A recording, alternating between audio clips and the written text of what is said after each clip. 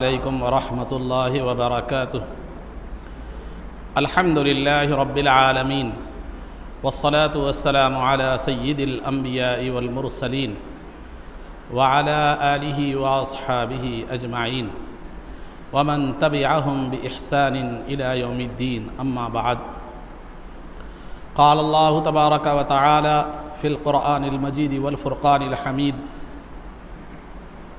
اعوذ باللہ من الشیطان الرجیم، بسم اللہ الرحمن الرحیم. وَيَوْمَ يُنفَخُ فِي الصُّورِ فَفَزِعَ مَنْ فِي السَّمَاوَاتِ وَمَنْ فِي الْأَرْضِ إِلَّا مَنْ شَاءَ اللَّهُ. وقال تعالى في مقام آخر: وأن الساعة آتية لا ريب فيها وأن الله يبعث من في القبور. صدق الله العظيم. قال الله تبارك وتعالى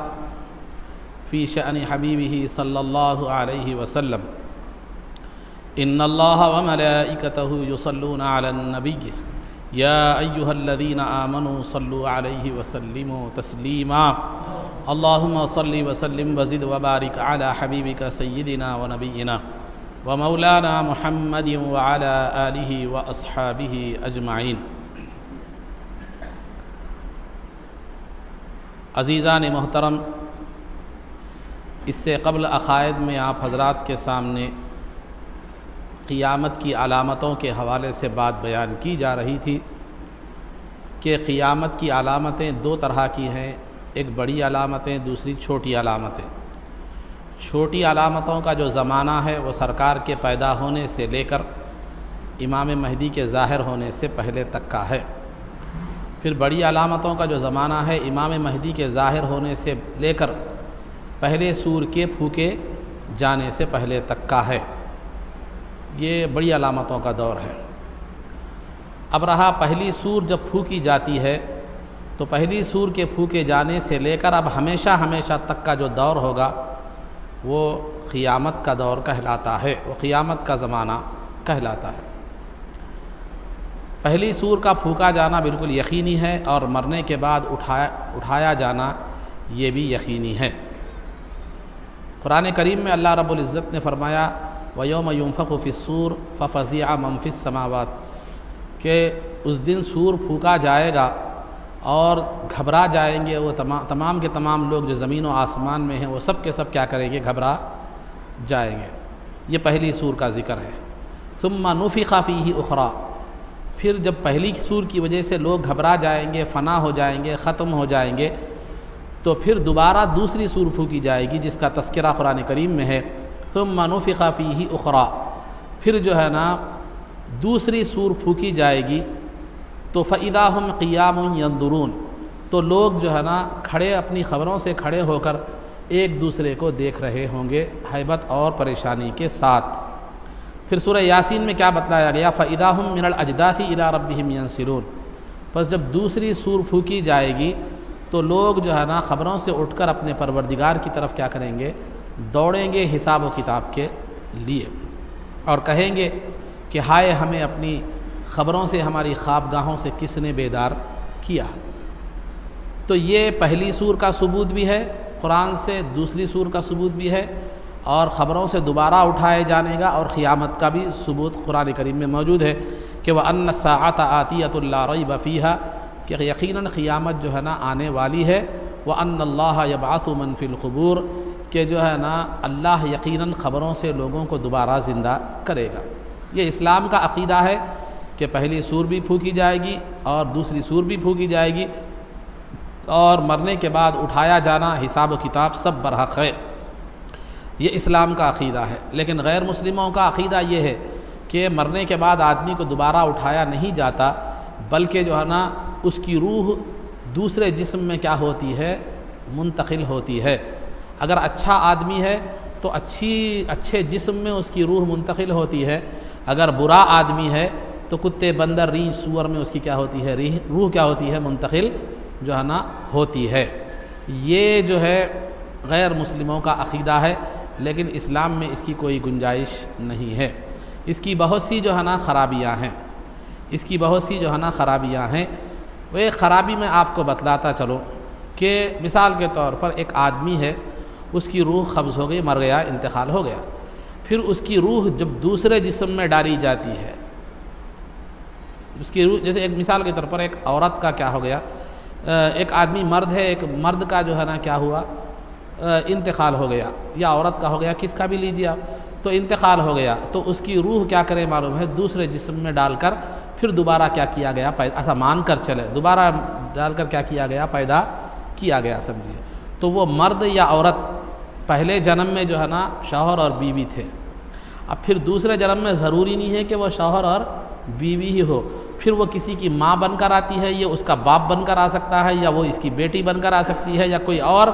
رشتے کے ساتھ کیا ہے معلوم ہے بن کر آ سکتا ہے۔ تو لہذا جب دوسرے جسم میں روح ڈالی جائے تو ایک آدمی جو ہے نا، ایک آدمی کی روح ایک جسم میں ڈالی گئی، ایک عورت کی روح ایک جسم میں ڈالی گئی، پھر زندگی میں دونوں میں، یہ پہلی زندگی میں تو دونوں میاں بیوی تھے، لیکن بعد کی دوسری کی زندگی میں وہ آدمی اس عورت کا باپ تو بن کر آ گیا، یا وہ عورت اس آدمی کی کیا ہے ماں تو بن کر آ گئی۔ اور پھر ظاہر سی بات ہے کہ انسان جو ہے کچھ دنوں کے بعد، کتنے بھی دن کیوں نہ ہو، انسان ایک 8 سال آپ ہیں، آپ کا ایک دور ہے، آپ مثال 25 سال 30 سال جو بھی ہیں آپ کو بعد بچپن کے واقعات، رشتے آپ کو یاد رہتے ہیں، ماں کون ہے، آپ کی والد کون ہے، والدہ کون ہے، خالہ کون ہے، دادی کون ہے، نانی کون ہے، سب ہے۔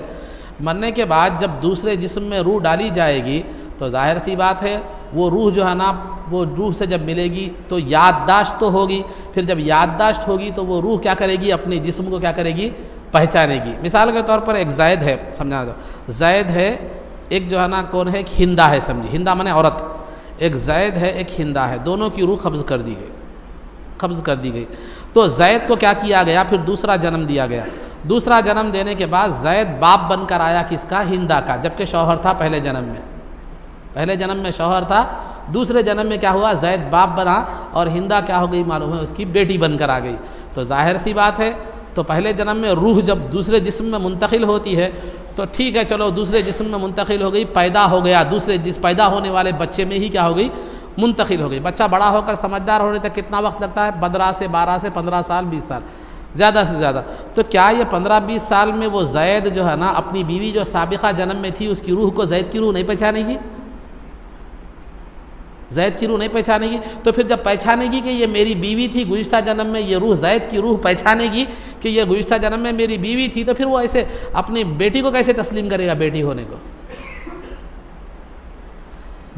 کو کیسے جو ہے نا تسلیم کرے گا؟ تو بہرحال کئی حیثیت سے بھی جو ہے نا، تو پھر کیسے یاد تو رہے گا اسے، کیونکہ اس کی روح نکل کر دوسرے جنم میں پیدا ہوئی، تو زیادہ سے زیادہ 15-20 سال 20 سال 25 سال کا، 15-20 سال 25 سال کی باتیں تو کیا ہوتی ہیں، انسان کو جو ہے نا یاد رہتی ہیں۔ تو پھر روح جو ہے نا، حدیث میں سرکار کی حدیث تو یہاں تک بھی ہے کہ یہاں دنیا میں آنے سے پہلے لوگ ایک روح، تمام روحیں ایک جگہ جمع تھی، جب دنیا میں آئیں تو جو وہاں پہچانتی تھی یہاں پہچانے لگی، وہاں پہچانتی تھی، وہ عالم سے یہ عالم میں آئی تو اتنا لمبا عرصہ ہے، تو وہ عالم میں جو روحیں ایک دوسرے کو پہچانتی تھی وہ دنیا میں آنے کے بعد بھی کیا کریں گی، ایک دوسرے کو پہچانیں گی۔ تو پھر یہ 20-25-30 سال کا عرصہ جب گزر گیا، ایک روح دوسرے روح میں منتقل ہو کر پھر سامنے آ گئی، تو کیا پھر یہ روح بظاہری اعتبار سے دیکھا جائے تو پہچاننا چاہیے، لیکن ویسا کوئی پہچاننے والی چیز تو آپ کو نہیں ملے گی، کوئی ایک دوسرے کو پہچاننے کی مثال تو آپ کو جو ہے نا نہیں ملے گی۔ تو بہرحال یہ اگر ایک بات، یہ دوسری بات میں نے یہ بھی اس سے قبل بتلائی تھی کہ اگر آدمی کو مرنے کے بعد دوبارہ اٹھانے کا اگر جو ہے نا نظام نہ رکھا جائے تو برا آدمی گناہ کر کے بھی جو ہے نا بیکار ہے، اور پھر جو ہے نا فائدے میں ہے، اور نیک آدمی نیکیاں کر کے بھی کوئی فائدہ نہیں ہوا اس کا، دونوں برابر ہو گئے۔ ابو جہل اور ابو بکر صدیق رضی اللہ تعالیٰ عنہ دونوں برابر ہوئے۔ کیوں؟ ایک نیک آدمی زندگی بھر اپنی خواہشات کو مار کر عبادت میں جد و جہد محنت کر کے وہ اس کا کوئی فائدہ نہیں ہوا، اور جو ہے نا ایک برائی کر کے جو ہے نا برائی کر کے وہ کر کے یہ کر کے ہر گناہ کر کے بھی کیا ہو گیا، وہ بالکل کھلا ہے ننگے کے بھائی چنگے بولے، ایسی بات ہو گئی۔ تو اس کی مثال ایسی ہے کہ ایک جو ہے نا ایک آفس میں ایک ڈپارٹمنٹ میں 2 لوگ ہیں، ایک بیچارہ پابندی سے آ رہا ہے، اپ ٹو ڈیٹ ہے، چھٹی نہیں لے رہا، جتنا ٹائم ہے صبح میں 9 بجے سے شام میں 5 بجے تک کام کر رہا، سب کر رہا، اس کو تنخواہ نہیں مل رہی۔ پھر ایک جو ہے نا اس کو جو ہے نا اس کو تنخواہ مل رہی، سمجھے جو بھی ہے، ایک جو ہے نا آدھے دن آ رہا آدھے دن نہیں آ رہا، اس کو بھی برابر اتنی تنخواہ مل رہی، تو پھر دونوں برابر ہو گئے، تو ان کئی کو آنا ان کئی کو نہیں آنا۔ تو یہ اگر جزا و سزا کا نظام نہیں رکھے، مرنے کے بعد اٹھائے جانے کے بعد جو ہے وہ جو ہے نا اگر جزا و سزا کا یعنی اچھے کاموں پر جو ہے نا نیکی اور ثواب اور جنت دینے کا اور برے کاموں پر سزا دینے کا اگر نظام نہ ہو تو پھر انسان کو پیدا کرنے کا مقصد ہی بیکار ہو جاتا ہے کہ ایک آدمی محنت کر کے بھی نیکیاں کر کے بھی بیکار ہے اور ایک گناہ کر کے بھی جو ہے نا آزاد ہے. تو پھر یہ دنیا کی کوئی چیز بے مقصد نہیں ہے تو انسان جو اشرف المخلوقات ہے وہ کیسے بے مقصد ہو سکتی ہے. تو لہذا اس کو کہتے ہیں تناسخ ارواح. یاد رکھیے ایک اصطلاح ہے روحوں کا جو منتقل ہونا, جو غیر مسلم کہتے ہیں کہ دوسرے جنم میں دوسرے اس میں آتی, دوسرے جسم میں آتی, دوسرے اسم میں آتی, بلکہ تو یہ جو ہے نا وہ اگر یہ جو کہتے ہیں ایک جسم سے دوسرے جسم میں روح جاتی, بلکہ اس کو کہتے ہیں تناسخ ارواح. تناسخ ارواح کا مطلب جسم کا روح کا ایک جسم سے دوسرے جسم میں کیا ہونا, داخل جو ہے نا ہونا, روح کا ایک جسم سے دوسرے جسم میں داخل ہونا. تو یہ شریعت میں اس کی کوئی گنجائش نہیں ہے. شریعت میں انسان جب مر جاتا ہے تو اس کی روح جو ہے نا اگر وہ نیک ہے تو وہ کیا ہے, اس کی روح جو ہے نا سدرۃ المنتہا کے پاس ہوگی, اور اگر برا ہے تو مقام سجین جو عذاب کا مقام ہے وہاں پر رہے گی, لیکن جسم سے اس کا تعلق کیا ہوگا, برقرار جو ہے نا رہے گا. پھر جب سور پھونکی جائے گی تو پھر وہ جسموں میں روحیں پڑ جائیں گی, پھر اللہ کی بارگاہ میں کیا ہوگی, حاضر ہوں گی. تو بہرحال پہلی سور بھی برحق ہے, دوسری سور بھی برحق ہے, اور مرنے کے بعد اٹھایا جانا بھی کیا ہے, برحق ہے. تو یہ تمام چیزیں کیا ہے, معلوم ہے برحق ہیں. تو لہذا اس کا انکار کرنے والا کافر ہے. اب پہلی سور پھونکنے کا جو پروسیس ہے وہ پروسیس کیسا ہوگا, تو بتایا جاتا ہے, روایتوں میں احادیث میں آتا ہے کہ جب میں نے بتایا تھا کہ ایک آگ آئے گی تو لوگوں کو تمام جو ہے نا مقامات سے ہانک کر ملک شام کی طرف لے جائے گی, کچھ دن وہاں پر لوگ رہیں گے اور دنیا میں کوئی اللہ کا نام لینے والا جو ہے نا نہیں رہے گا. جب اللہ کا کوئی نام لینے والا کیا ہے معلوم ہے دنیا میں نہیں رہے گا, کفر ہر طرف ہو جائے گا, لوگ روڈوں پر زنا جانوروں کی طرح کریں گے, تو ویسے وقت میں اللہ رب العزت حکم دے گا اسرافیل علیہ السلام کو کہ وہ سور میں پھونکے. تو لہذا سور ایک جو ہے نا سینگ کی مانند ایک چیز ہوگی, اس میں اسرافیل علیہ السلام پھونکیں گے. اس کی تاریخ جو روایتوں میں بتلائی گئی ہے, محرم کی 10 تاریخ ہوگی, جمعہ کا دن ہوگا. لوگ کاروبار میں مصروف رہیں گے, نوکری کو جانے والا نوکری کو جائے گا, مزدوری کو جانے والا مزدوری کو جائے گا, جو ہے نا ہماری جو عورتیں ہوں گی وہ پکوان میں مصروف رہیں گی. بہرحال آدمی صبح اٹھ کے جیسے ہر ایک اپنی اپنی اس میں مصروف رہتا ہے, وہ اپنی حالت میں جو ہے نا مصروف رہیں گے. اس کے بعد سور پھونکا جائے گا تو سور کی آواز آہستہ, پہلے تو آہستہ آئے گی, بالکل ہلکی سی آئے گی, اس کے بعد وہ بڑھتی بڑھتی بڑھتی بڑھتی بڑھتی چلے جائے گی. اس کے بعد اس قدر شدت اختیار کرے گی کہ اس آواز کی تاب نہ لا سک کر, برداشت نہ کر سکے انسان مر جائیں گے. پوری مخلوق, پورے جاندار کیا ہو جائیں گے, مر جائیں گے. صرف جاندار ہی نہیں مریں گے بلکہ سورج بے رونق ہو جائے گا, سورج کی روشنی ختم ہو جائے گی, آسمان پھٹ جائیں گے اور ستارے آسمان سے نکل کر زمین پر گر جائیں گے, اور جو ہے پہاڑ غبار کی طرح ریزہ ریزہ ہو کر کیا کریں گے, ہواؤں میں جو ہے اڑنے لگیں گے, اور سمندروں میں طغیانی آ جائے گی. ایسا بڑا ہولناک جو ہے نا منظر ہوگا. بہرحال تمام دنیا کیا ہو جائے گی, پہلی سور سے فنا ہو جائے گی. اس کے بعد تقریباً 40 سال کا عرصہ ایسے ہی رہے گا. اس کے بعد ثم نفخ فیہ اخری, پھر دوسری سور کیا کی جائے گی, پھونکی جائے گی. تو فاذا ھم قیام ینظرون, تو لوگ تمام کے تمام خبروں سے اٹھ کر حیبت میں پریشانی میں ایک دوسرے کو کیا کر رہے ہوں گے, دیکھ رہے ہوں گے. اور کافر کہیں گے کہ ہائے ہمیں کس نے اٹھا دیا, ہم نے کسے اپنے جو ہے نا ہماری خبروں سے کس نے اٹھا دیا. تو بہرحال الغرض عزیزان محترم, تو یہ اٹھ کے خبروں سے ادھر ادھر دیکھیں گے, پھر اپنے پروردگار کی طرف کیا کریں گے, حساب و کتاب کے لیے چلے جائیں گے. تو یہ پہلی سور سے قیامت کا دور شروع ہوگا. پہلی سور پر دنیا فنا ہو جائے گی, دوسری سور پر پھر زندہ ہوگی, پھر آگے حساب و کتاب, اعمال کا تولا جانا وغیرہ دیگر باتیں آگے جو ہے نا آئیں گی.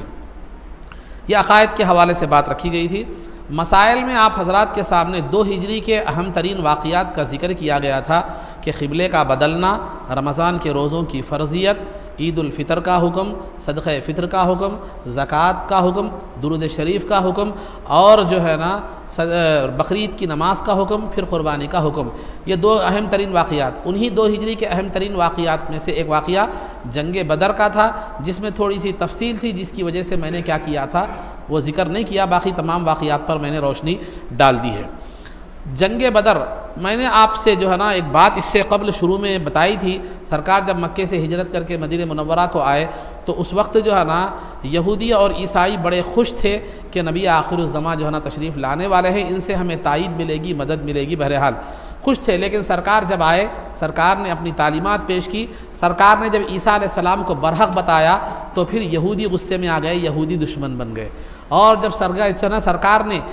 اسلام نے جب عیسائیوں کے 3 خداؤں کا عقیدہ جو تھا یا ان کے جو غلط عقائد تھے ان کی تردید کی تو عیسائی بھی کیا ہو گئے؟ دشمن ہو گئے۔ تو اس طرح مدینے میں عیسائی بھی مسلمانوں کے دشمن ہو گئے، یہودی بھی مسلمانوں کے دشمن ہو گئے، اور اوس و خزرج جو مشرکانہ قبیلے تھے ان کے تو بہت سے لوگ مسلمان ہو چکے تھے، لیکن جو مسلمان نہیں ہوئے تھے وہ بھی دشمن ہو گئے۔ اور جو ہے نا انصار میں سے بھی بہت سے لوگ مسلمان ہو گئے تھے، لیکن ان میں سے بعض لوگ جو مسلمان نہیں ہوئے تھے وہ بھی مسلمانوں کے دشمن ہو گئے تھے۔ تو اب کتنے کفار و مشرکین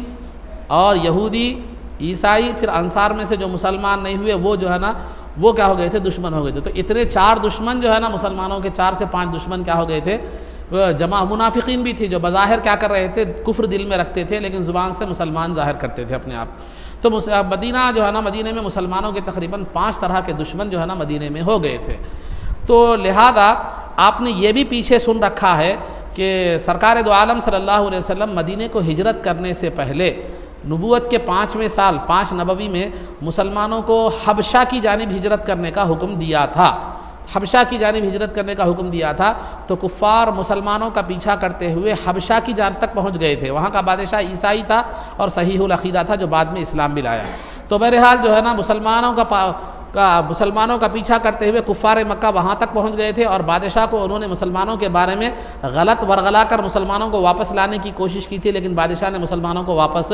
نہیں کیا۔ تو یہاں وہ پہلی ہجرت کے موقع پر بھی انہوں نے ایسا کیا تھا۔ جب سرکار ہجرت کر کے مدینہ منورہ کو آئے اس کے بعد بھی کفار مکہ خاموش رہنے والے نہیں تھے، انہوں نے مسلسل جو ہے نا مسلمانوں کو جو ہے نا پر حملہ کرنے کی تیاری شروع کی اور مسلمانوں کو نقصان پہنچانے کا جو ہے نا انہوں نے کوشش کی۔ قریش کا ایک قبیلہ عرب میں ایسا تھا کہ اس کی ساکھ بڑی اچھی تھی، وہ جو ہے نا بہت ان کا بہت ایک ڈیمنیشن ان کا کیا تھا معلوم تھا، ایک تسلط تھا سب قبیلوں پر، مدینہ منورہ کے لوگوں پر بھی ان کا تسلط تھا۔ تو مدینہ منورہ میں جیسے میں نے بتلایا کہ انصار میں سے بعض لوگ جو ایمان نہیں لائے تھے وہ جو ہے نا ان میں ایک تھا عبداللہ بن ابی۔ سرکار کی تشریف آوری سے پہلے اس کا بہت بڑا مقام تھا مدینے میں، انصار کے تمام لوگ ایک تاج تیار کیے تھے، انہوں اس کو وہ تاج پہنا کر اس کو اپنا سردار ماننے والے تھے، لیکن سرکار دو عالم صلی اللہ علیہ وسلم تشریف لائے، مدینے میں اسلام پھیل گیا تو اس کی سرداری کو کیا ہو گیا؟ بڑا دھکا لگا۔ تو وہ مسلمانوں سے کھلا دشمنی تو نہیں کیا، لیکن کیا ہے معلوم در پردہ مسلمانوں کا دشمن تھا، وہ مسلمان بن کر تو تھا لیکن منافق تھا، لیکن مسلمانوں سے دشمنی اس کی دل میں تھی کیونکہ اس کی سرداری کو ٹھیس پہنچی تھی، اس کو جو ہے نا بڑاپن ختم ہو گیا تھا اس کا۔ تو لہذا کفار قریش نے اس سے کانٹیکٹ کیا، اس سے رابطہ قائم کیا، اور عبداللہ بن ابی سے رابطہ قائم کر کے اس سے انہوں نے کفار قریش نے کہا کہ دیکھو تم حضور محمد صلی اللہ علیہ وسلم کو اور مسلمانوں کو یا تو تم قتل کر دو یا تو ہمارے حوالے کر دو، اگر تم ایسا نہیں کرو گے تو ہم مدینے پر حملہ کریں گے، حملہ کر کے تمہیں ختم کر دیں گے، تمہاری عورتوں کو گرفتار کر لیں گے، اس پر قبضہ کر لیں گے۔ تو عبداللہ بن ابی جو تھا وہ جو ہے نا ذرا پریشان ہو گیا، اور وہ اپنے ہم نواؤں کو جتنے بھی قبیلے اوس اور خزرج کے جو مشرکین تھے، جو لوگ ایمان نہیں لائے تھے، پوروں کو جمع کر کے مسلمانوں کے خلاف جنگ کا پروگرام بنانے لگا۔ تو سرکار دو عالم صلی اللہ علیہ وسلم کو جب یہ بات پہنچی تو سرکار ان کے درمیان ان کی محفل میں تشریف لائے، لا کر کہا، اس کو سمجھایا، دیکھو تم جنگ کرو گے، ٹھیک ہے، مسلمانوں سے جنگ کرو گے، اب یہاں مسلمانوں میں کون لوگ ہیں؟ تمہارے بھائی ہی تو ہے، انصار میں سے تمہارے بھائی ہیں، اوس اور خزرج کے تو تمہارے بھائی ہیں جو مسلمان ہو چکے ہیں، تو کیا تم اپنے بھائیوں سے جنگ کرو گے؟ اگر تم مسلمانوں کو جنگ کرو گے تو تم اپنے بھائیوں کے ہی خون بہانے والے ہو جاؤ گے، قاتل ہو جاؤ گے۔ اگر تم مسلمانوں سے جنگ نہیں کرو گے، کفار قریش تم پر حملہ کرتے ہیں، اگر تم ان کو قتل کرو گے تو بھائیوں کے قاتل تو کم از کم نہیں کہلاؤ گے۔ یہ سرکار نے ان کو سمجھا دیا، سمجھانے کے بعد وہ بات کو کیا کیا؟ سمجھ گیا۔ لیکن وہاں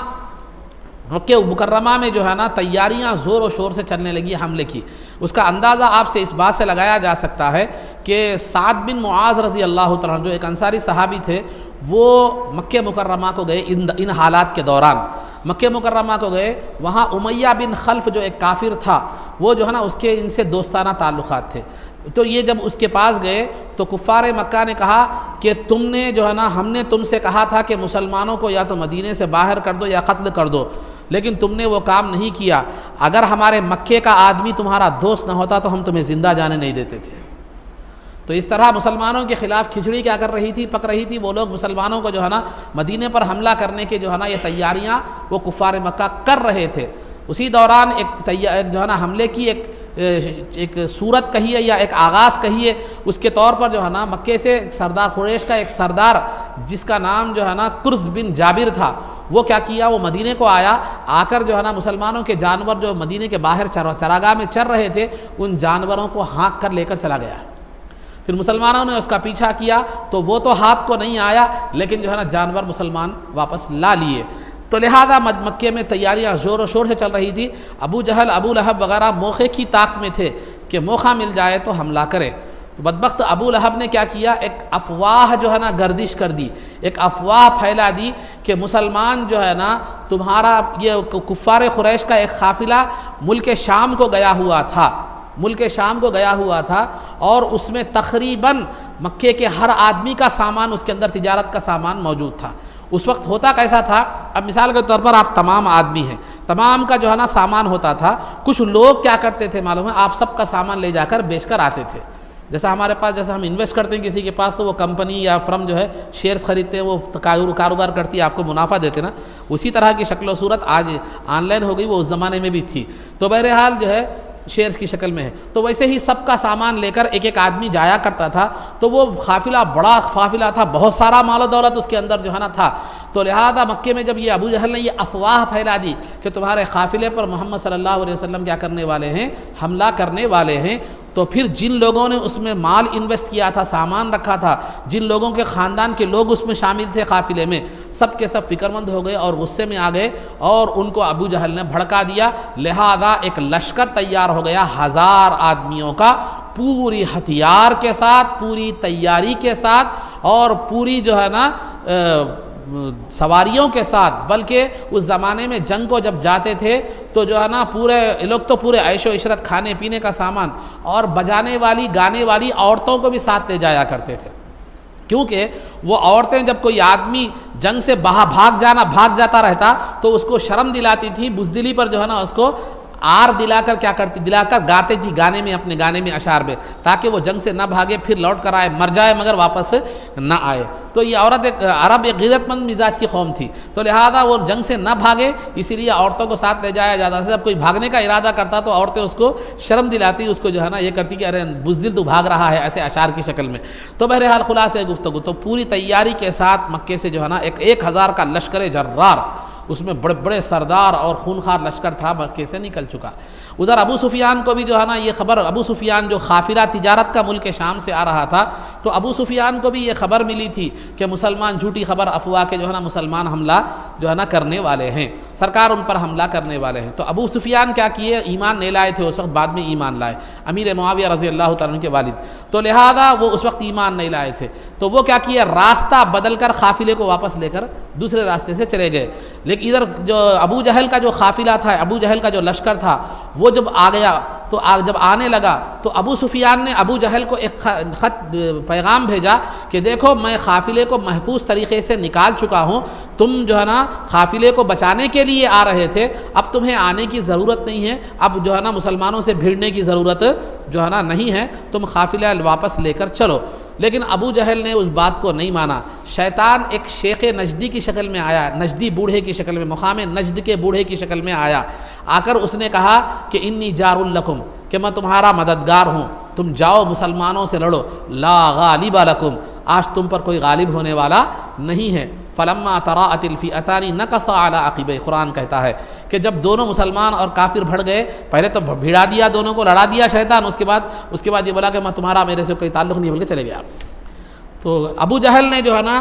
ابو سفیان کی بات نہیں سنی کہ واپس چلے جاؤ، قافلہ تو محفوظ ہو گیا، ہمارا مطلب ختم ہو گیا، اب لڑنے کی ضرورت نہیں ہے. تو ابو جہل نے بات نہیں سنی، تو لہذا اس وقت جب پیغام پہنچا تو قبیلہ بنو زہرہ کے لوگوں نے دیکھا کہ جو ہے نا قافلہ تو تجارت کا محفوظ نکل گیا ہے، اب جنگ کی ضرورت نہیں ہے، تو قبیلہ زہرہ کے لوگ کیا ہو گئے، وہ پیغام پہنچنے کے بعد واپس چلے گئے، لیکن ابو جہل برابر آگے بڑھتا رہا۔ تو جب سرکار دو عالم صلی اللہ علیہ وسلم کو جو ہے نا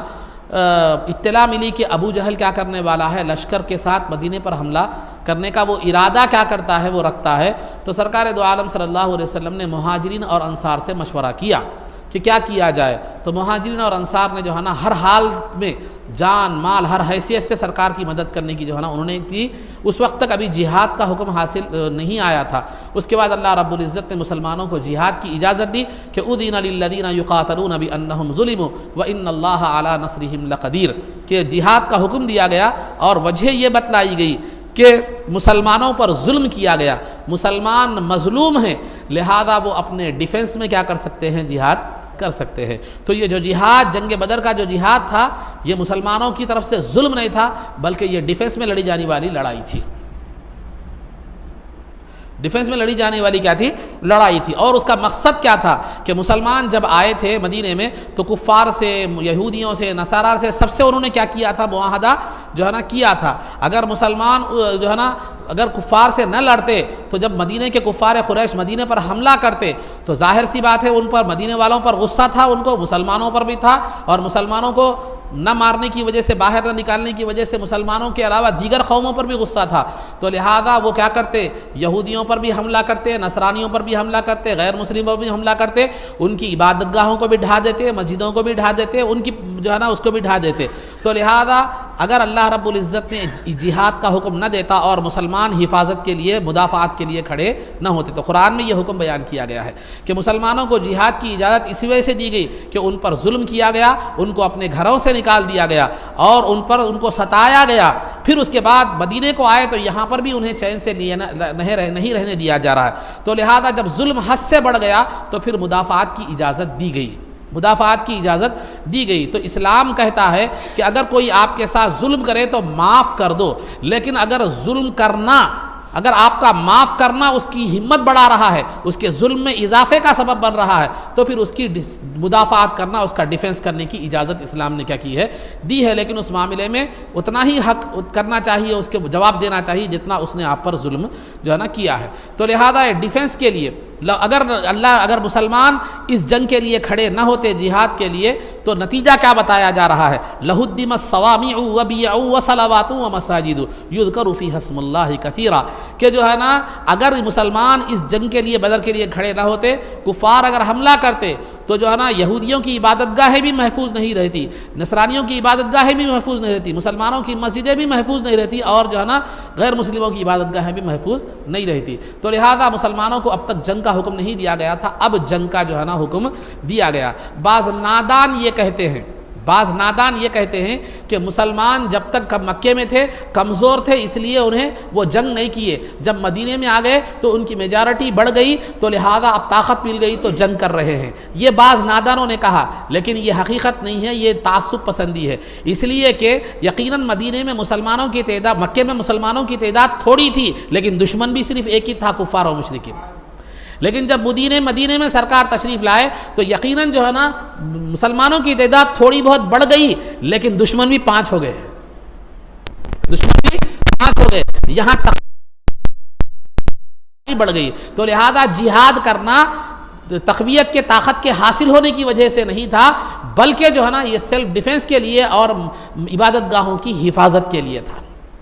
تو بہرحال سرکار دو عالم صلی اللہ علیہ وسلم نے صحابہ سے مشورہ کیا، تو تقریباً صحابہ نے کیا کیا معلوم ہے، جو ہے نا جانصاری کا مہاجرین اور انصار نے ثبوت دیا۔ تو لہذا سرکار دو عالم صلی اللہ علیہ وسلم 12 رمضان المبارک 2 ہجری کو 313 صحابہ کی جو ہے نا جماعت کے ساتھ نکل پڑے۔ 313 صحابہ میں 60 مہاجرین تھے جو مکے سے ہجرت کر کے آئے تھے جو سرکار کے ساتھ، اور باقی کے پورے تقریباً 253 جو ہے نا وہ انصار تھے۔ تو اس قافلے کا حال یہ تھا، 313 لوگ تھے، اس میں ان کے پاس صرف 70 اونٹ تھے، 2 گھوڑے تھے، ہتھیار بھی اتنا زیادہ نہیں تھا، کوئی مسلح یہ قافلہ جو ہے نا نہیں تھا۔ تو لہذا وہ 70 اونٹوں میں سرکار نے ایک ایک اونٹ پر 3 صحابہ کی باری رکھ دی تھی کہ 3 جو ہے نا وہ کرنا چاہیے، 3 لوگ اونٹ پر باری باری سوار ہوں گے، باری باری پیدل چلیں گے۔ سرکار نے بھی اپنے اونٹ کو اپنے لیے خاص نہیں کیا تھا، بلکہ اپنے اونٹ پر بھی سرکار نے اپنے اونٹ کو بھی 3 لوگوں میں تقسیم کر دیا تھا، ابو لبابہ، علی رضی اللہ تعالیٰ اور سرکار۔ تو جب سرکار کی باری آتی تو سرکار سوار ہوتے تھے، لیکن جب ابو لبابہ یا علی رضی اللہ تعالیٰ عنہ کی باری آتی تو سرکار ان کو سوار ہونے کے لیے کہتے، تو وہ کہتے کہ یا رسول اللہ ہم پیدل چل لیں گے، آپ سوار ہو جائیے۔ سرکار ان کو جو ہے نا یہ کہہ کر ٹال دیتے، تمہارے پاس میرے سے زیادہ طاقت ہے چلنے کی، میں تم سے زیادہ چلنے کی طاقت رکھتا ہوں، یہ کہہ کر جو ہے نا سرکار دو عالم صلی اللہ علیہ وسلم ان کو سوار کرواتے تھے۔ یہ نعوذ باللہ یہ فخر کے طور پر نہیں تھا، ان کو ان کا حصہ دینے کے لیے تھا۔ یہ مساوات کا نمونہ سرکار دو عالم صلی اللہ علیہ وسلم نے کائنات کو پیش کیا کہ برابری، یہ انصاف اور مساوات اور عدل کس کو کہتے ہیں۔ تو بہرحال یہ قافلہ نکل پڑا۔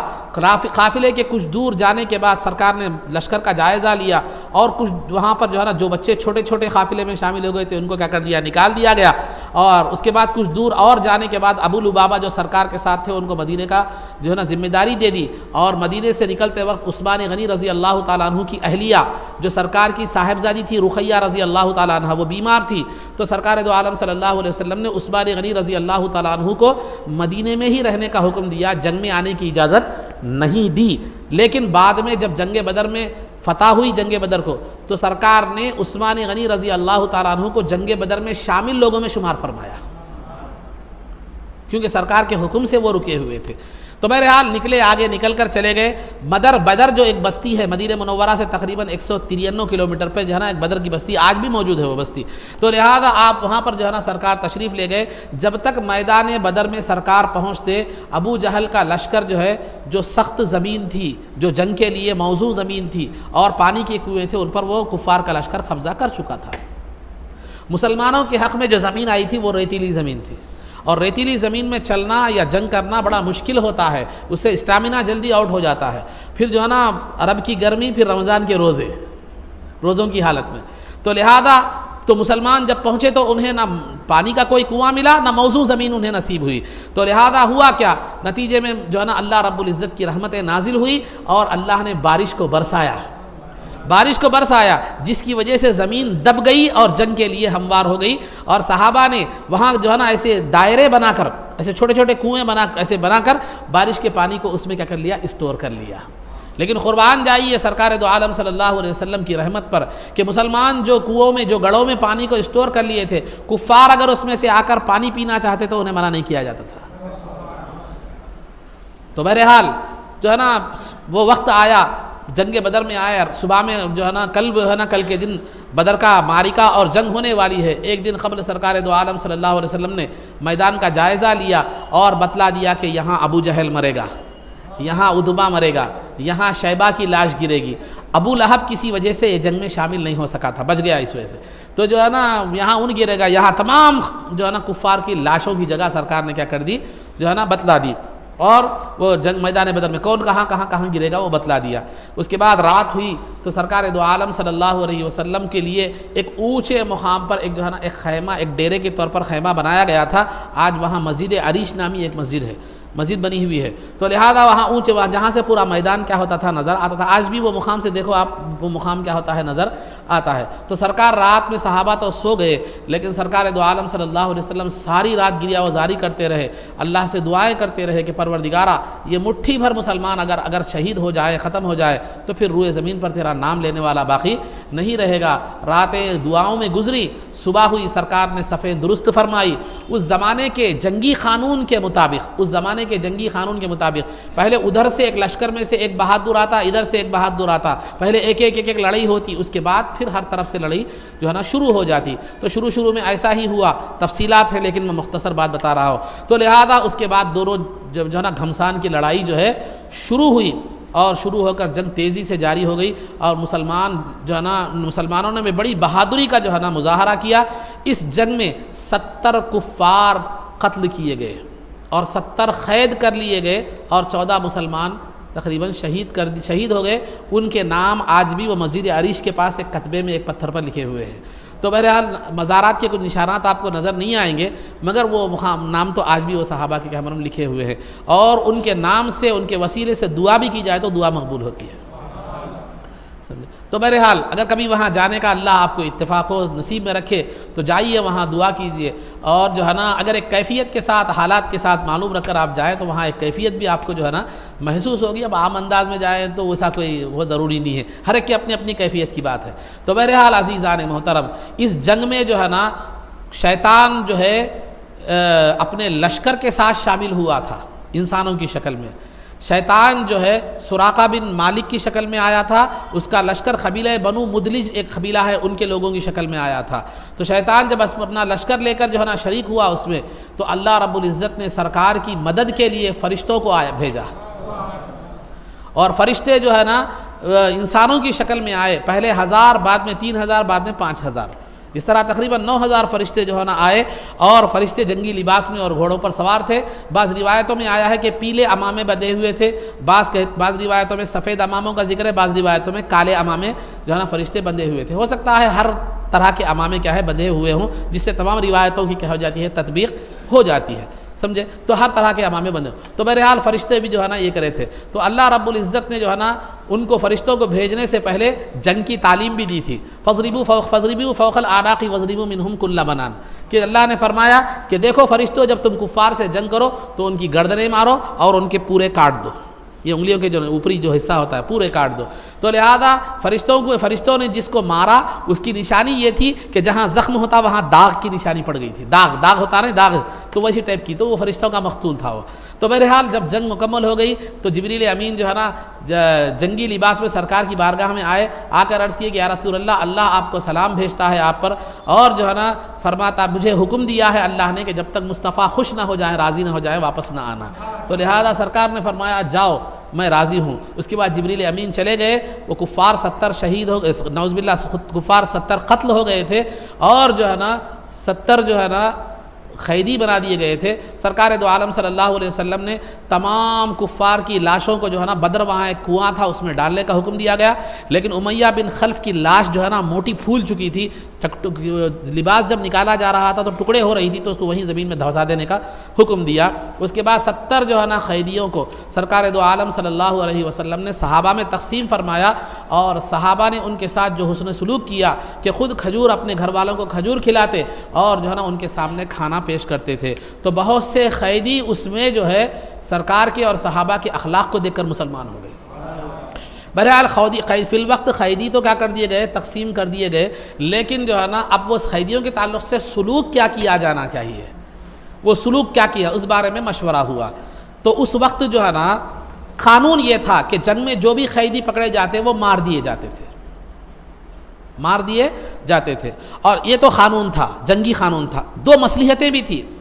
کہ دو مصلحتوں کے پیش نظر اس قیدی جو کفار قید ہو کے آئے تھے ان کو مارنا مصلحت کے مطابق تھا، مارنا عین مصلحت تھا۔ اس میں دو مصلحتیں کیا تھی، ایک تو یہ کہ مسلمانوں کو انہوں نے مکے میں طرح طرح سے ستایا، پھر مدینے میں بھی چین سے رہنے نہیں دیا، تو لہذا مسلمانوں کے دلوں میں ان کے انتقام کا جذبہ تھا، تو ان کو ختم کرنا ہی یہ انتقام کی آگ کو ختم کرنے کی مصلحت تھی۔ یہ بھی ایک وجہ یہ بھی تھی۔ دوسری وجہ یہ بھی تھی کہ یہ اسلام کی مسلمانوں کی پہلی جنگ تھی، تو کفار پر ایک رعب ڈالنا مقصود تھا، first impression is a best impression. تو اس مصلحت کے تحت دیکھا جائے تو بھی وہ قیدیوں کو قتل کرنا ہی مناسب تھا۔ تین وجوہات، قانون کی بنیاد پر، انتقام کی آگ کو ٹھنڈا کرنے کے لیے، اور رعب کو جو ہے نا جمانے کے لیے، یہ تین مصلحتیں ایسی تھی جو تائید کر رہی تھی اس بات کی کہ کفار کو قتل کیا جائے، وہ جو قیدی ہے ان کو قتل کر دیا جائے، لیکن جو ہے نا قانون بھی تھا اس زمانے تو اب اس کے بعد مشورہ ہوا تو صحیح جو ہے نا عمر فاروق رضی اللہ تعالیٰ عنہ نے کہا کہ جو ہے نا جس طرح جنگ میں ہم نے اپنے رشتہ داروں کو مقابلے میں آیا تو ان کو قتل کر دیا تھا، کیونکہ جو صحابہ کے جو رشتہ دار مسلمان نہیں ہوئے تو ظاہر سی بات ہے وہ جنگ میں مقابلے میں آ گئے تھے، تو صحابہ نے ان کو بھی دیکھا نہیں، جو ہے نا رشتہ داری کو نہیں دیکھا، رشتہ اسلام کا لحاظ رکھتے ہوئے انہوں نے کیا کر دیا، ان کو بھی ختم کر دیا۔ تو عمر فاروق رضی اللہ تعالیٰ نے کہا کہ تمام قیدیوں کو قتل کر دیا جانا چاہیے، کیونکہ اور قتل بھی ایسا کہ ہر قیدی کیا کو اس کا رشتہ دار قتل کرے گا، ہر قیدی کو اس کا رشتہ دار قتل کرے گا۔ تو ابو بکر صدیق رضی اللہ تعالیٰ عنہ نے جو ہے نا اس سے مشورہ کیا گیا تو آپ نے فرمایا کہ نہیں، بلکہ ان قیدیوں میں جو مالدار ہیں ان کو پیسے لے کر فدیہ لے کر چھوڑ دیا جائے، اس طرح اسلام کے لیے جہاد کے لیے ہتھیار خریدنے میں مدد بھی مل جائے گی، اسلام کی ایک مالی مدد بھی ہو جائے گی۔ اس میں جو غریب ہیں وہ اگر کوئی ہنرمند ہے تو وہ مسلمان بچوں کو 10 بچوں کو ہنر سکھائے گا، اگر کوئی لکھنا پڑھنا جانتا ہے تو وہ مسلمانوں کے بچوں کو لکھنا پڑھنا سکھائے گا، اس سے مسلمانوں کی تعلیمی مدد ہو جائے گی، مالی مدد ہو جائے گی، تعلیم۔ سرکار نے بھی ابو بکر صدیق رضی اللہ تعالیٰ عنہ کی رائے کو پسند کیا، لیکن اللہ کی مرضی کچھ اور تھی۔ اللہ رب العزت نے قرآن کریم میں کی آیت نازل فرمائی اور فرمایا ما کان لنبی ان یکون لہ اسری حتی یثخن فی الارض تریدون عرض الدنیا واللہ یرید الآخرہ، کہ جو ہے نا اللہ تعالیٰ کو یہ ابو بکر صدیق رضی اللہ تعالیٰ عنہ کی رائے اور سرکار کی تائید اتنی زیادہ پسند نہیں آئی، اتنی زیادہ پسند جو ہے نا نہیں، بلکہ اس کے مقابلے میں جو ہے نا عمر فاروق رضی اللہ تعالیٰ عنہ کی رائے اللہ رب العزت کو پسند آئی، تو اللہ نے آیت نازل فرما کر ان سے اپنی ناپسندیدگی کا اظہار فرمایا کہ جو ہے نا کسی نبی کے لیے یہ مناسب نہیں ہے کہ اس کے پاس قیدی ہوں، وہ بجائے ان کو ختم کرنے کے جو ہے نا ان سے مال و دولت لیتے ہو، تو لہذا تم جو ہے نا دنیا کی دولت کو دیکھتے ہو، اللہ آخرت کو دیکھتا ہے۔ تو اس طرح ایک حیثیت سے اللہ نے جو ہے نا اپنی پسند کا عمر فاروق رضی اللہ تعالیٰ عنہ کے فیصلے کی پسندیدگی کا اظہار فرمایا۔ یہاں ناراضگی کا مطلب آپ ہرگز یہ نہ لے کہ یہ کوئی گناہ تھا، اللہ ناراض ہو گیا، غضب میں آ گیا، نہیں، فیصلے کے معاملے میں عمر فاروق رضی اللہ تعالیٰ عنہ کے فیصلے کو پسند کیا گیا۔ وہ غلط تھا، ہرگز یہ نہیں تھا، بلکہ اس میں تو مسلمانوں کی مالی اور تعلیمی جو ہے نا مدد تھی، لیکن حالات اور موقع کے پیش نظر عمر فاروق رضی اللہ تعالیٰ عنہ کی رائے زیادہ مناسب تھی، وہ غلط نہیں تھی۔ یہ بات اچھی طرح ذہن میں رکھ لیں، ابو بکر صدیق رضی اللہ تعالیٰ عنہ کی رائے اور سرکار کی تائید یہ غلط نہیں تھی، یہ ان کے پیش نظر مسلمانوں کا مالی اور جو ہے نا یہ علمی فائدہ مقصود تھا، لیکن عمر فاروق رضی اللہ تعالیٰ عنہ کے پیش نظر اسلام کا غلبہ اور ایک روب ڈالنا یہ کیا ہے معلوم پیش نظر تھا۔ دو بھی اپنی جگہ رائے تھی، لیکن بہتر موقع اور محل کے لحاظ سے عمر فاروق رضی اللہ تعالیٰ عنہ کی رائے وہ بھی صحیح تھی، یہ زیادہ صحیح تھی۔ تو لہذا الغرض عزیزان، ابو بکر صدیق رضی اللہ تعالیٰ عنہ کی رائے بھی صحیح تھی، لیکن زیادہ صحیح رائے عمر فاروق رضی اللہ تعالیٰ عنہ کی معلوم ہوتی تھی موقع اور مناسبت کی لحاظ سے۔ میں نے جیسے بتلایا ایک قانون دو مصلحتیں۔ تو بہرحال یہ ہو گیا، ہونے کے بعد جو ہے نا یہ اس طرح بدر کا جو ہے نا وہ واقعہ پیش آیا۔ یہ 17 رمضان المبارک کو 2 ہجری میں جو ہے نا یہ واقعہ جو ہے نا پیش آیا۔ مسلمانوں نے حالت روزہ میں بلا جنگی سامان کے، بلا زیادہ جو ہے نا سواریوں کے ایک لشکر پر جو ہے نا فتح حاصل کی، اور مسلمانوں کو جو ہے نا اللہ نے غلبہ اور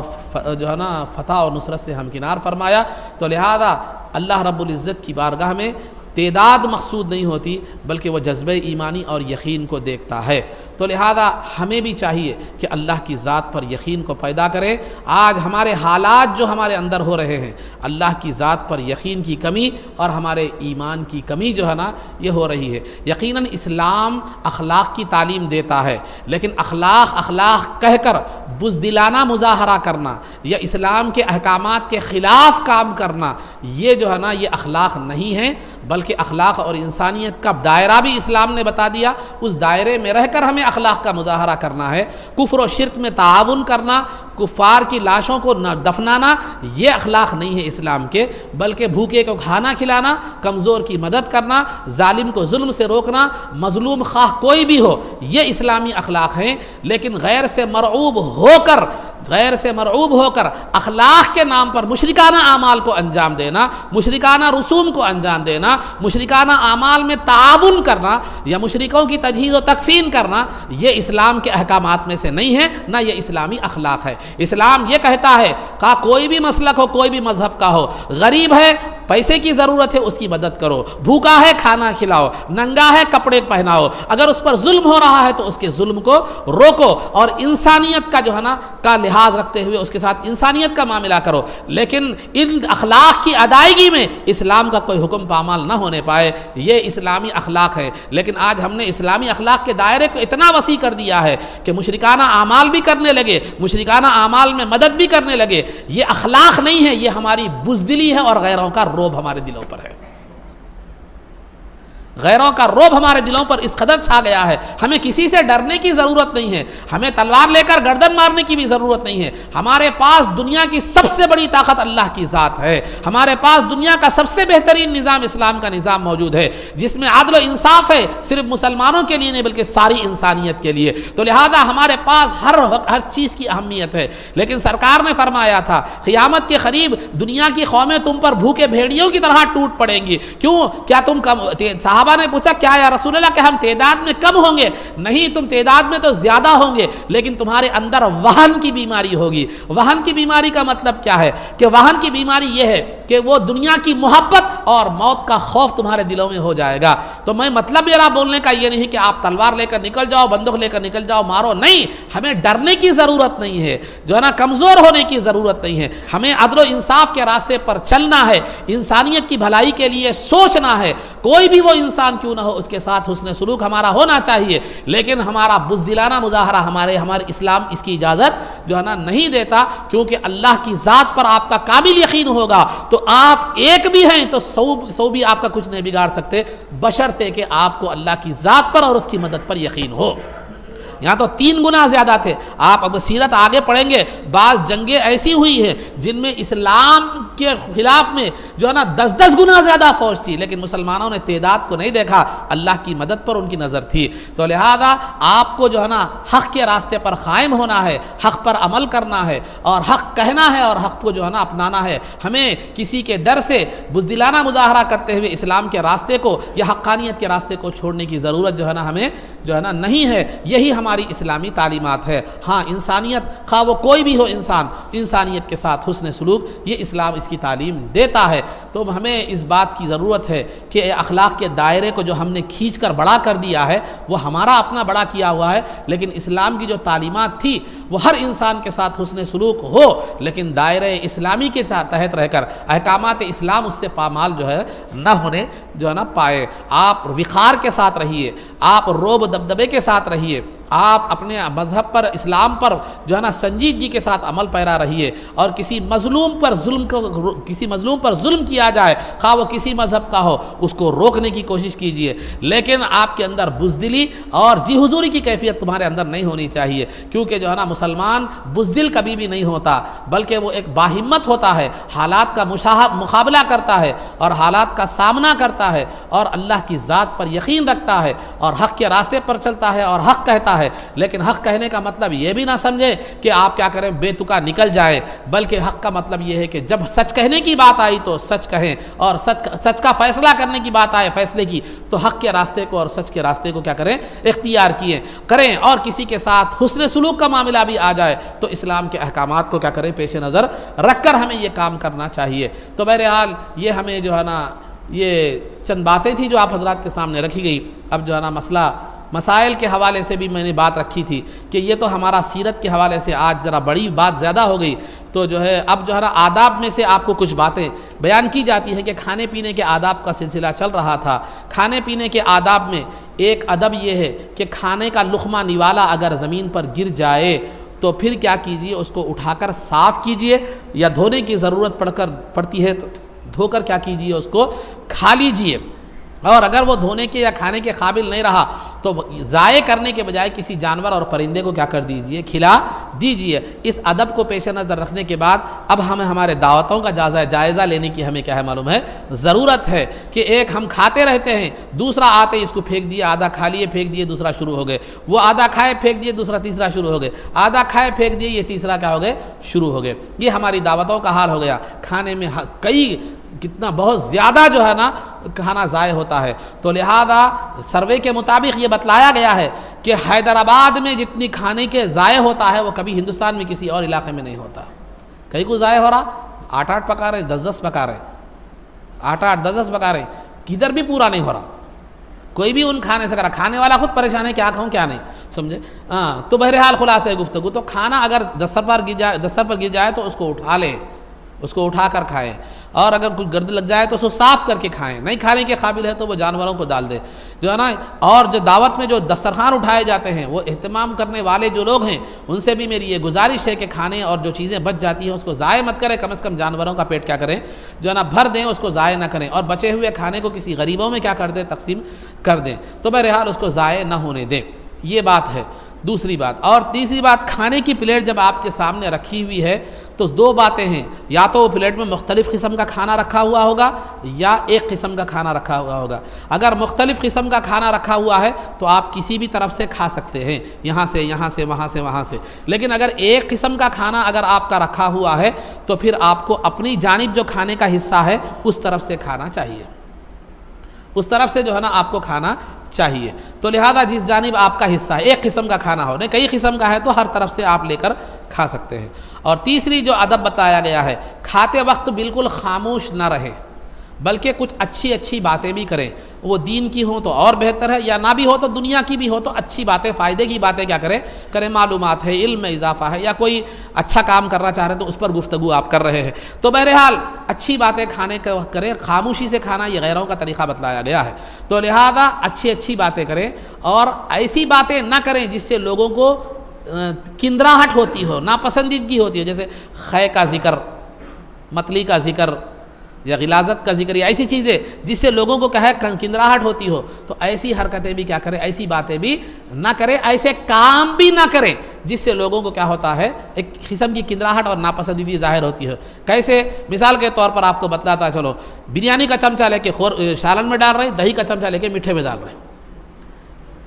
میٹھے میں ڈال رہے ہیں، بریانی کی پلیٹ پہ وہ پلیٹ رکھ دے رہے ہیں، وہ پلیٹ پہ یہ پلیٹ رکھ دے رہے ہیں، میٹھے کی پلیٹ پہ وہ رکھ دے رہے ہیں، پورا اس کو کیا کریں، نیچے پلیٹیں صاف ہوتی نہیں، کرتے لائے تھے وہ پلیٹ لائے رکھ دیے، اس پہ لائے یہ رکھ دیے، اس پہ لائے یہ رکھ دیے، یہ سب خرابیاں، جو کھانا ضائع ہوتا ہے، یہ جو خرابی پیدا ہوتی ہے، یہ جو ہے نا یہ اس وجہ سے ہوتی ہے کہ زیادہ آئٹم جب آپ بناتے ہیں تو ظاہر سی بات ہے یہ تمام چیزیں ہوتی ہیں، دسترخوان تنگ ہو جاتا ہے، اب لوگ جو ہے نا ادھر کا ادھر، ادھر کا ادھر، ادھر کا ادھر کیا کر دیتے ہیں، ملا دیتے ہیں۔ تو کھاتے وقت جو ایسی باتیں نہیں کرنی چاہیے جو سامنے والے کو ناپسند ہے، اور ایسی بات بھی، ایسی حرکت بھی نہیں کرنی چاہیے جو سامنے والے کو ناپسند ہو۔ اور کھاتے وقت اس بات کا بھی لحاظ رکھیں کہ ایسے کھانے کا آپ کا انداز ہو، کوئی بھی بریانی میں سے جو ہے نا کوئی بھی چیز لے رہے ہیں آپ، کوئی بھی آئٹم آپ لے رہے ہیں تو بازو والوں کا، سب کے بیٹھے ہوئے لوگوں کا کیا کر دیجیے، معلوم خیال کرتے ہوئے کیا کیجیے، جو ہے نا وہ آپ کیجیے۔ ایسا نہیں کہ بریانی میں سے آگے پورے جو ہے نا آپ ڈالیے، نگد پورے ڈالیے، خالی چاول رکھ رہے ہیں، یا کھانا وہ آیا وہ پورا ڈالیے، یہ آیا یہ پورا ڈالیے، نہیں، عام طور پر ایک حساب سے رکھا جاتا ہے، ٹیبل میں 8 پلیٹ ہوتے ہیں، 8 پیسز وغیرہ ایسا رکھے جاتے ہیں، تو آپ پورے کیا کر رہے ہیں، معلوم اس کو یہ کر رہے ہیں۔ ایسی جو ہے نا یہ حرکت نہیں کرنی چاہیے، یہ اخلاق سے جو ہے نا گری ہوئی حرکت ہے، اس طرح کا کام، اس طرح سے یہ کھانے کے آداب اور اخلاق کے خلاف بھی ہے۔ تو یہ چند باتیں آداب و اخلاق کے حوالے سے بیان کی گئیں۔ آخری بات جو مسائل میں آپ کے سامنے بتا رہا تھا، غسل کے فرائض کا ذکر کیا جا رہا تھا۔ پہلا تو احتلام، پہلا تو بیداری کی حالت میں غسل، مادہ منویہ کا خارج ہو جانا، اور دوسرا احتلام، اور تیسرا جو ہے نا وتی کا مطلب کیا ہے آپ کو سمجھانے کے لیے عام طور پر ہم بستری یا مباشرت آپ سمجھ سکتے ہیں، ہم بستری یا مباشرت، یہ آپ وتی کے معنی میں، وتی کے معنی تو الگ ہیں، عربی کا لفظ ہے، معنی الگ ہے، لیکن آپ کو سمجھانے کے لیے بات بتا رہا ہوں۔ اگر کوئی آدمی، کوئی بالغ آدمی، اگر کوئی بالغ جو ہے نا آدمی، کسی بالغ آدمی کی شرمگاہ کا وہ حصہ جو سامنے کا حصہ ہے، جو ختنہ کیا جاتا ہے، جس کو سپاری کہتے ہیں، ختنہ کے بعد کھل جاتا ہے، سامنے کا جو سرا جس کو کہتے ہیں، اگر کسی آدمی کا سرا کسی عورت کی سامنے کی شرمگاہ میں، یا کسی عورت یا مرد کی پیچھے کی شرمگاہ میں اگر اس قدر چھپ جاتا ہے کہ وہ نظر نہیں آتا تو غسل فرض ہو جاتا ہے، خواہ مادہ منویہ خارج ہو کے نہ ہو۔ سمجھ رہے بات کو آپ؟ کسی آدمی کی شرمگاہ کا جو سرا ہوتا ہے وہ کسی عورت یا عورت کی سامنے کی شرمگاہ میں، اور کسی عورت یا مرد دونوں کی جو ہے نا پیچھے کی شرمگاہ میں اگر اس قدر چھپ جاتا ہے کہ وہ نظر نہیں آتا تو اس سے کیا ہو جاتا ہے، غسل فرض ہو جاتا ہے، غسل فرض ہو جاتا ہے۔ دونوں پر غسل فرض ہوتا ہے یا ایک پر؟ اگر دونوں بالغ ہیں تو دونوں پر غسل کیا ہو جاتا ہے، فرض ہو جاتا ہے۔ دونوں بالغ ہیں تو دونوں پر غسل فرض ہو جاتا ہے۔ اور یہاں ایک گنجائش یہ بھی ہے، ایک باریکی یہ بھی ہے کہ اگر عورت کی شرمگاہ میں پردہ بکارت ہو، عورت کی شرمگاہ میں پردہ بکارت ہوتا ہے، اگر وہ پردہ بکارت ہو شرمگاہ میں، اور مرد آدمی کی شرمگاہ کا جو سرا ہے وہ عورت کی شرمگاہ میں چھپ تو گیا لیکن پردہ بکارت زائل نہیں ہوا، ختم نہیں ہوا، تو عورت پر غسل فرض نہیں ہوتا، مرد پر غسل فرض ہوتا ہے۔ نہیں، عورت کو اگر پردہ بکارت نہیں تھا تو پھر اس صورت میں مرد کی شرمگاہ چھپ جاتا ہے سرا، تو دونوں پر بھی غسل فرض ہو جاتا ہے اگر دونوں بالغ ہوں۔ اگر دونوں بالغ ہوں تو اگر دونوں بالغ ہوں تو دو صورتیں ہیں، اگر عورت کو پردہ بکارت نہیں ہے تو دونوں پر شرمگاہ کا حصہ سامنے کا چھپنے سے غسل فرض ہو جاتا ہے۔ نہیں، اگر عورت کو پردہ بکارت ہے، مرد کا سرا تو داخل ہو گیا لیکن وہ پردہ نہیں پھٹا، تو پھر اس صورت میں عورت پر تو غسل فرض نہیں ہوگا، مرد پر غسل فرض ہوگا، دونوں اگر بالغ ہوں تو یہ صورت ہے۔ نہیں، اگر مرد بالغ ہے، عورت کیا ہے معلوم ہے بالغ نہیں ہے، مرد بالغ ہے لیکن عورت بالغ نہیں ہے، تو بالغ نہیں ہے تو وہاں دو صورتیں ہیں، یا عورت بالغ تو نہیں ہے لیکن شہوت ہے اس کے اندر، جذبات کی کیفیت اس کے اندر ہے، قریب البلوغ ہے، سمجھیے آپ، بالغ نہیں ہے لیکن جذبات کی کیفیت اس کے اندر ہے، تو اس صورت میں اگر مرد ویسی بچی سے اگر مباشرت کر لے تو مرد کا سرا اگر عورت کی شرمگاہ میں، اس بچی کی شرمگاہ میں چھپ جاتا ہے، مرد پر تو غسل فرض ہو جاتا ہے لیکن عورت بالغ نہیں ہے چونکہ، اسی لیے اس پر غسل فرض بچی پر نہیں ہوتا، لیکن احتیاطاً غسل کر لے تو بہتر ہے۔ یہ ہو گئی بات۔ لیکن اگر مرد تو بالغ ہے لیکن بچی جو اس قدر چھوٹی بچی ہے کہ اس کو شہوت اور جذبات کا اس کے اندر کوئی مادہ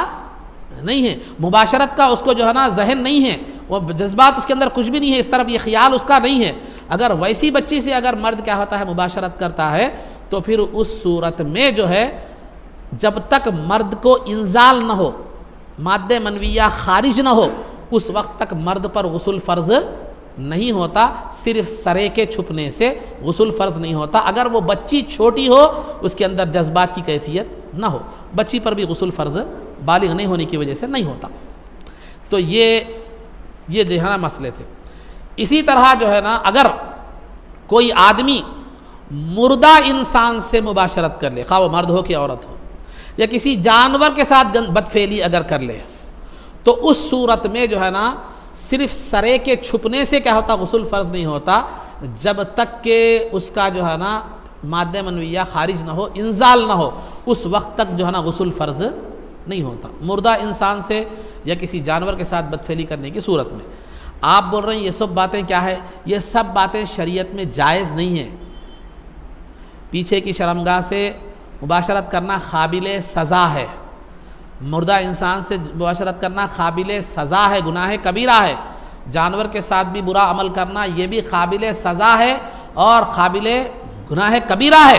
لیکن پھر اس کے باوجود بھی شریعت یہ مسئلے اس لیے بیان کرتی ہے کہ انسان اس حد تک گر سکتا ہے، جب اس حد تک گر جائے تو پھر وہاں بھی شریعت اس کو بے رہنمائی کے، بغیر رہنمائی کے نہیں چھوڑ رہی ہے۔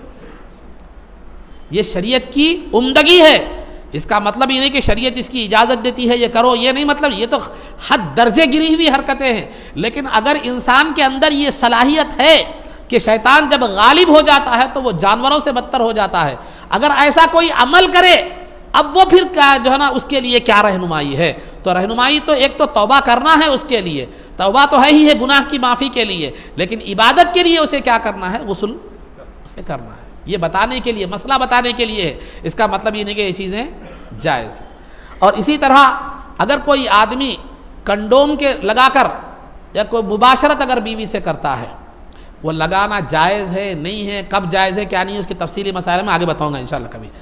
اگر کوئی آدمی کی غسل کی فرضیت کی میں بات کر رہا ہوں اس لیے اس حد تک، اگر کوئی آدمی نیرود یا کنڈوم کا استعمال کر کے اپنی بیوی سے یہ ہم بستری کرتا ہے، کسی بھی عورت سے ہو، لیکن میں بیوی اس لیے بول رہا ہوں کہ یہ حلال ذریعہ ہے، تو کسی بھی عورت سے وہ مباشرت کرتا ہو تو اس صورت میں جو ہے نا بھی غسل فرض ہو جائے گا صرف سرے کے چھپنے سے، صرف سرے کے چھپنے سے غسل کیا ہو جاتا ہے؟ فرض ہو جاتا ہے۔ اب ایک صورت ٹیسٹ ٹیوب بیبی کی بھی ہے۔ ٹیسٹ ٹیوب بیبی میں ہوتا کیا ہے؟ مرد آدمی کا مادہ منویہ نکالا جاتا ہے، اب نکالنے کے طریقے بھی مختلف ہیں، نکالا جاتا ہے، اس مادہ منویہ کو ایک ٹیوب کے ذریعے سے یا انجیکشن کے ذریعے سے عورت کی بچے دانی میں ڈالا جاتا ہے. عورت کی بچے دانی میں کیا ہے؟ ڈالا جاتا ہے. تو اس صورت میں مرد پر تو غسل فرض ہو جائے گا لیکن عورت پر غسل فرض نہیں ہوگا. کیوں؟ وجہ کیا ہے وہ تفصیلات میں ہم نہیں بتا سکتا, وقتی کمی ہے, لیکن اتنا یاد رکھ لیجیے. تو مرد پر تو غسل فرض ہو جاتا ہے لیکن عورت پر جو ہے نا ٹیوب کے ذریعے سے یا انجیکشن کے ذریعے سے اگر مرد کا مادہ منویہ جو ہے نا عورت کے رحم میں بچے دانی میں ڈالا جاتا ہے تو عورت پر غسل فرض نہیں ہوتا. میں یہاں ایک مشورہ آپ کو دے رہا ہوں کہ اس عمل سے حتی الامکان اجتناب بھی کیجیے, بچتے بھی رہیے, کیونکہ میں نے تجربہ کار اور میڈیکل فیلڈ کے لوگوں سے یہ بھی سنا ہے کہ جب مادہ منویہ کا جو ہے وہ مادہ منویہ مرد کا عورت کے بچے دانی میں ڈالا جاتا ہے تو ضروری نہیں ہے کہ وہ اپنے شوہر کا ہی ہو. بسا اوقات ہاسپٹلز اور وہ جو ہے نا اپنے نام کو برقرار رکھنے کے لیے, اپنی جو ہے نا امیج کو بڑھانے کے لیے, اپنی تعداد کو کتنے لوگوں کو سکسیس ہوئے بتانے کے لیے بھی بسا اوقات یہ مرد کے مادے میں اتنی صلاحیت نہیں ہے تو دوسروں کا بھی استعمال کیا جا رہا ہے. یہ میں نے میڈیکل فیلڈ کے جو لوگ تھے جنہوں نے ایک عرصہ گزارا ہے ان سے بھی جو ہے نا یہ میں نے سنا ہے. یہ مشورہ ہے, یہ کسی پر تنقید نہیں ہے, کسی کی بدنامگی نہیں ہے, یہ ہو رہا ہے یہ بھی معاملہ. تو لہذا چونکہ آپ نہیں دیکھتے, وہ وہاں پر نہ آپ جا کر دیکھتے ہیں نہ آپ کے اہلیہ کو معلوم ہوتا, تو یہ حرکت مناسب نہیں ہے. اللہ آپ کے مقدر میں اگر آپ کو اولاد دیا, بہت سے لوگ ہمارے پاس ایسا ہوتا ہے کہ ہمارے پاس ایک مزاج کیسا بن گیا, شادی ہوتے ہی 1 سال میں بچہ ہو جانا. وہ مشین رہتی دیکھی یہاں پر پیپسی, سعودی میں گئے تو 1 ریال ڈالو پیپسی نکل جاتا. تو ویسا جو ہے نا ہمارا مزاج بن گیا. ارے اللہ مقدر میں رکھا تو ہوتا, نہیں رکھے تو نہیں ہوتا. غیر ضروری بے چین بے صبرا وہ شوہر اور بیوی کی ادھر ساس کی طرف سے, ادھر ماں باپ کی طرف سے, شادی میں عورت کوئی ملنا مشکل, وہ مشکل. اگر کیا ہوا شادی ہوئی بچے نہیں ہوئے, شادی ہوئی بچے نہیں ہوئے, اس کے دل پر کیا گزرتی ہے, اس کے دل پر کیا تکلیف ہوتی ہے, اس کا اندازہ لوگوں کو نہیں ہے. یہ جہالت ہے. بتاؤ, اگر کسی کو نہیں ہوا دعا کیجیے آپ, ارے اب تک بچے نہیں ہوئے, وہاں جاؤ یہاں جاؤ وہ کر, اس کے یہ ہے نا یہ بالکل غیر اخلاقی حرکت مجھے کیا ہوتی ہے معلوم ہوتی ہے. بے صبرا پن کا مظاہرہ کرنے کی ضرورت نہیں. اللہ مقدر میں اولاد رکھا ہے تو کسی نہ کسی چیز کے ذریعے سے جو ہے نا اولاد, ہاں دوائیں اور گولیوں کے ذریعے سے آپ علاج کرانا چاہتے ہیں پھر بھی ایک ذریعہ ہے, لیکن جس ذریعے میں حرام کا جو ہے نا اندیشہ ہو اس ذریعے سے اجتناب کرنے کی کیا کریں آپ جو ہے نا کوشش کریں. ہاں حلال ذریعہ دوائیں ہے یا انجیکشن سے یا کوئی ایسی علاج وغیرہ سے اور ہو سکتا ہے تو پھر جو ہے نا ایک ذریعہ ہے, اس کو جائز, اگر وہ جائز طریقے سے ہو رہا ہے تو پھر اس کو آپ اختیار کر سکتے ہیں. لیکن یہ مسئلے میں یہ بھی ایک گنجائش ہے. میں یہ نہیں کہتا کہ ہر جگہ ایسا ہوتا ہے, یہ یقینی ہے, لیکن ایک گنجائش بھی ہے. لہذا احتیاط کا مشورہ یہ بہتر ہے. آپ ماننا چاہے تو میرے قول کو مان بھی سکتے ہیں, یا اگر آپ میرے سے اختلاف رکھنا چاہے تو بھی مجھے کوئی اس سے یہ نہیں ہے. یہ میرا اپنا سنا ہوا تجربہ ہے اور میں غلط بھی ہو سکتا ہوں یا میرے کہنے والا غلط بھی ہو سکتا ہے, لیکن میرا مشورہ آپ سے یہ ہے. تو یہ چند باتیں جو ہے آپ کے سامنے غسل کے فرض ہونے کے حوالے سے کیا کی گئی ہے, بتائی گئی ہیں. اس کو اچھی طرح یاد رکھیے اور جو ہے نا اللہ رب العزت سے دعا ہے کہ جو کچھ بھی کہا گیا اس پر عمل کی توفیق رفیق عطا فرما, عزت و عافیت کی زندگی دے اور ایمان پر ہمارا خاتمہ فرما. رسول پاک صلی اللہ علیہ وسلم کے قدموں میں ہمارا حشر فرما.